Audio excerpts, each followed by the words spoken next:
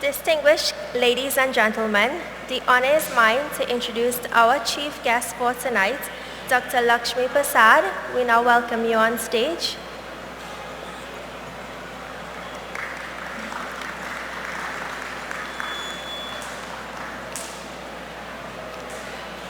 Lakshmi Persaud was born in Tunapuna in the village of Paje, Trinidad. She left Trinidad to do her BA with honors and her PhD at Queen's University, Northern Ireland, and her postgraduate diploma in education at Reading University in the United Kingdom. She moved there in 1974 with her husband, the late Professor Vishnudat Persaud, and her three children, Rajendra, Avinash, and Sharda. Lakshmi wrote articles on socio-economic concerns, while she also read and simultaneously recorded books in philosophy, economics, and literature for the Royal National Institute for the Blind in London. She began a new career in the late 1980s, writing fiction. Her short story, Seesaw Marjorie Daw, was broadcasted by the BBC World Service in 1995. Her first novel, Butterfly in the Wind, was published by Papal Tree Press in 1990, and her second, Sastra, in 1993. In October 1994, the Trinidad Guardian published the bestseller list for Caribbean books published abroad. At that time, Lakshmi Persaud had published 2 novels in the UK. Sastra was placed first on the list, and Butterfly in the Wind 5th. For the Love of My Name, her 3rd novel, was launched in December 1999. This challenging novel profoundly dramatizes the consequences of ethnic prejudice and of a culture of mass which give license to individuals to abandon moral responsibilities for their actions. In March 2004, Raise the Lanterns High was published by Black Amber and received excellent reviews in the UK, the Caribbean, and internationally. This novel is a highly dramatic page-turner. Lakshmi's last novel, Daughters of Empire, was published in 2012. It's a sweeping family saga across generations and continents. There has been increasing recognition in her work by academic institutions. Her novels are being used as text in Caribbean and post-colonial literature courses in a number of universities. In recognition of her work, the Warwick University established a Lakshmi Persaud Research Fellowship at its Center for Translation and Comparative Cultural Studies. For the 50th anniversary of the independence of Trinidad and Tobago, the National Library and Information Systems Authority awarded her with a Lifetime Literary Award for her significant contribution to the development of Trinidad and Tobago's literature. In October 2013, the University of the West Indies also awarded her with an honorary degree, Doctor of Letters, at a graduation ceremony at the St. Augustine campus. Let us please welcome our chief guest to deliver the feature address, Dr. Lakshmi Persaud.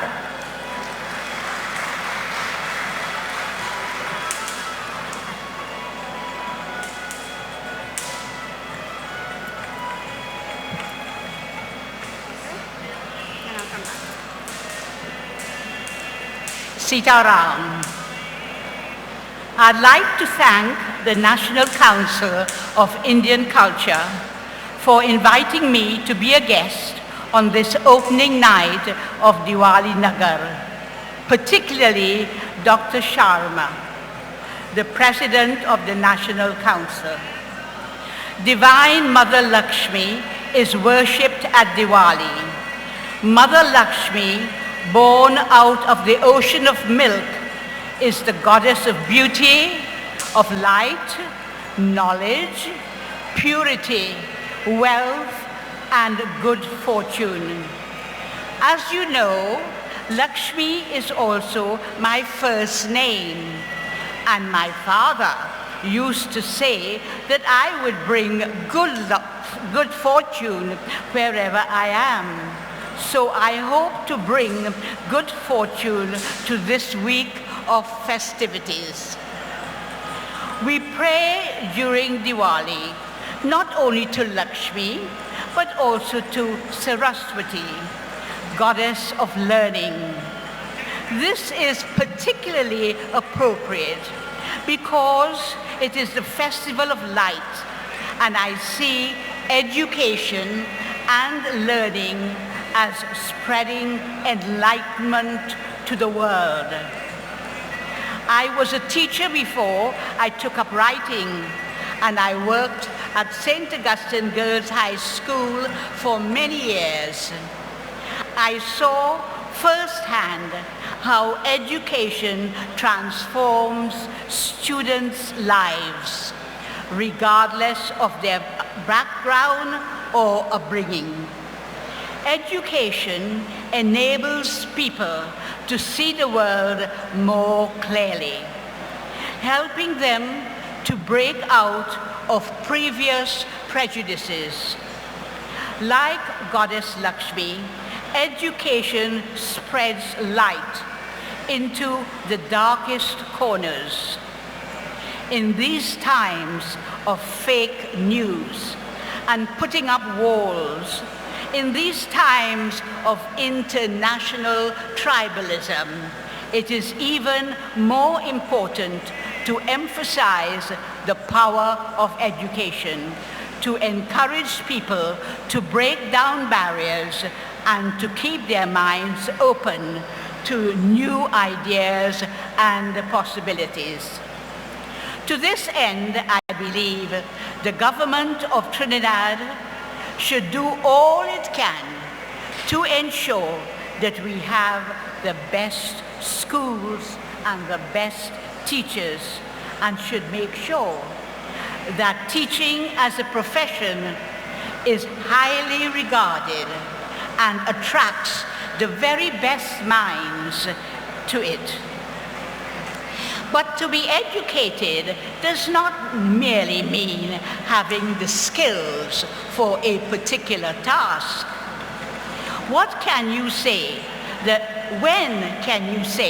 that you're educated? The philosopher A.C. Grayling, in his book called The Meaning of Things, he offers this understanding. Education proper opens the possibilities for us to live more reflectively and knowledgeably. It is the process of learning to think, to know how to find and how to use information when needed. Education involves refining our capacities for judgment and evaluation. It is a vital tool in living the good life, the considered life. The Diwali Nagar is also an important site for me. It reminds me of a beautiful image that Professor Kenneth Ramchand from the University of the West Indies used to describe my writing. He said that to enter the world of my novels was like walking at night on the grounds at Diwali Nagar and knowing there is no danger in the crowd, no evil in the air, and feeling that you are part of something. You are part of something very abstract and very physically there. And tonight, I feel exactly that. There is no danger in the crowd, no evil in the air. I am also reminded of all that is good about Hinduism. The two most commendable characteristics of Hinduism, which, when combined, single it out from other religions are, first, it is neither fundamentalist in its teachings, nor intolerant or disrespectful of other religions. Hinduism offers the others respect, a genuine legitimacy, and does not attempt to convert anyone to its thinking. Time and time again, the tomes that make up Hindu literature say, there is not one pathway to God, but many. The sages saw legitimacy in any avenue which led to ultimate enlightenment, as long as the means justify the end. The second valuable characteristic is this. Hinduism states that the most important thing about a man is his behavior, not his religion. A man can talk all he wants about all sorts of things, but if his behavior has no relation at all to what he's talking about or what he's saying, you know you ought to move on and leave him there. The second valuable characteristic is this. Hinduism states that the most important thing about a man is his behavior, not his religion. This emphasis on the overwhelming importance of behavior lies at the very essence of Hinduism. It is a timeless concept, indispensable to peace and harmony amongst all nations. Later, other religions appeared, and they gave belief primacy of place, but Hinduism still rightly emphasizes behavior. I am sure you can see the difference between belief and behavior. You can tell someone you believe in any manner of things, while your behavior is something that you really don't want to talk about. We celebrate many things tonight, not only Diwali, but Hinduism and India itself. We celebrate the magic of masala, that fine balance of spices and herbs that transforms the humblest meal into a delight, enabling eyes and lips to smile, while silencing the grumbling stomachs of men and women from all continents.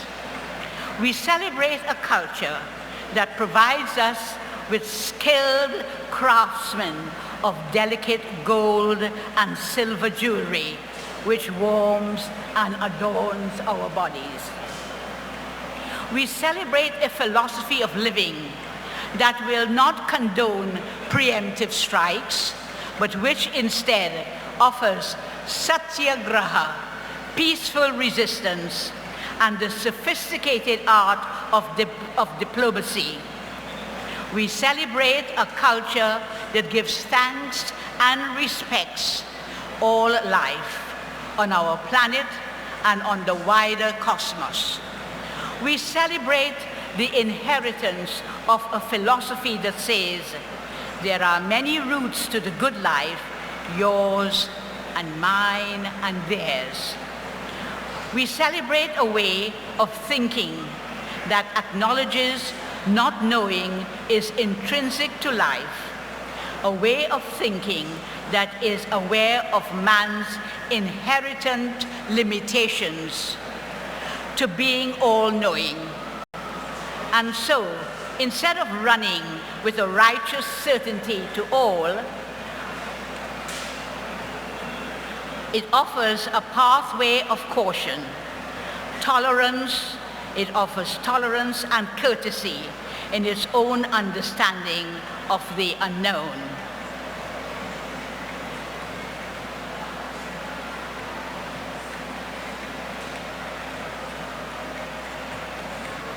I am incredibly honored to be here today, and I wish you all a happy Diwali, and I'm sure this week's festivities will go well.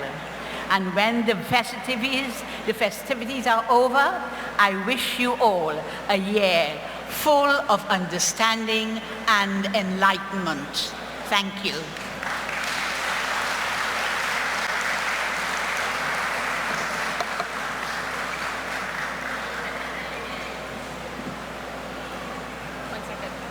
Thank you, Dr. Persaud. Please join us center stage for a presentation by the chairman of our youth arm of the NCIC, Ms. Sarika Buru. You want me to stand here? Yes, I'll hold it. Okay, all right. Thank you very much.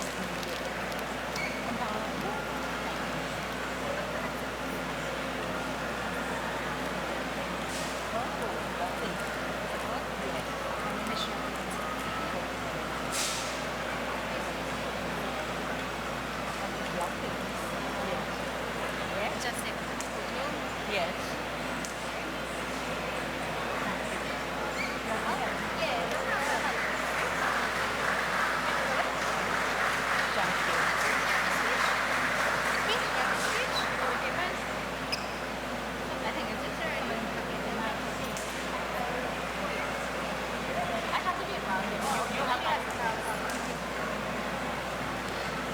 Let's give it up for our chief guest, Dr. Persaud.